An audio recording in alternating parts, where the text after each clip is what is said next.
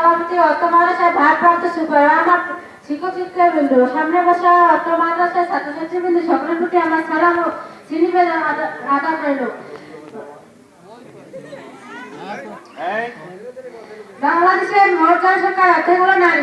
নারী সমাজের এই অর্ধাংশকে অধিকার বঞ্চিত বা পিছনে ফেলে রেখে সমাজের উন্নতি বা দেশকে এগিয়ে নেওয়া সম্ভব নয়। বিভিন্ন বৈষম্য বঞ্চনার শিকার হতে হয় নারীদেরকে। আমাদের দেশে এখন অনেক পিতামাতা কন্যা শিশুকে বোঝা হিসেবে গণ্য করে। তারা মনে করে পুত্র বড় হয়ে বাবা মাকে উপার্জন করে খাওয়াবে, সংসারে হাল ধরবে। অন্যদিকে কন্যা কন্যা বিয়ের পর স্বামী বা শ্বশুর বাড়ি চলে যাবে।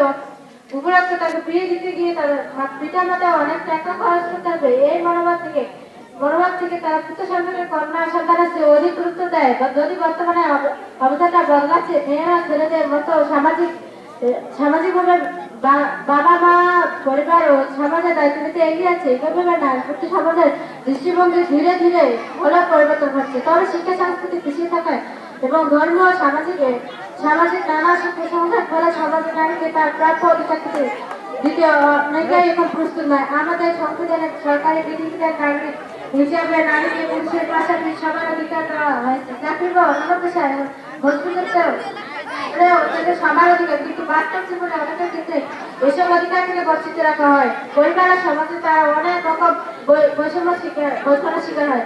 ছেলে সন্তানের লেখাপড়ার ব্যাপারে পরিবার যতটা আগ্রহ থাকার মেয়েদের বেলা তা দেখা না।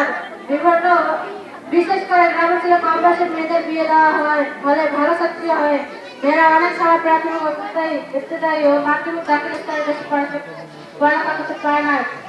এছাড়া নারীদের উপর শারীরিক মানসিক নির্যাতনের ঘটনা তো আছে। কিছুদিন পত্রিকার কথায় আমরা নারী নির্যাতনের কথা খবর দেখতে পাই।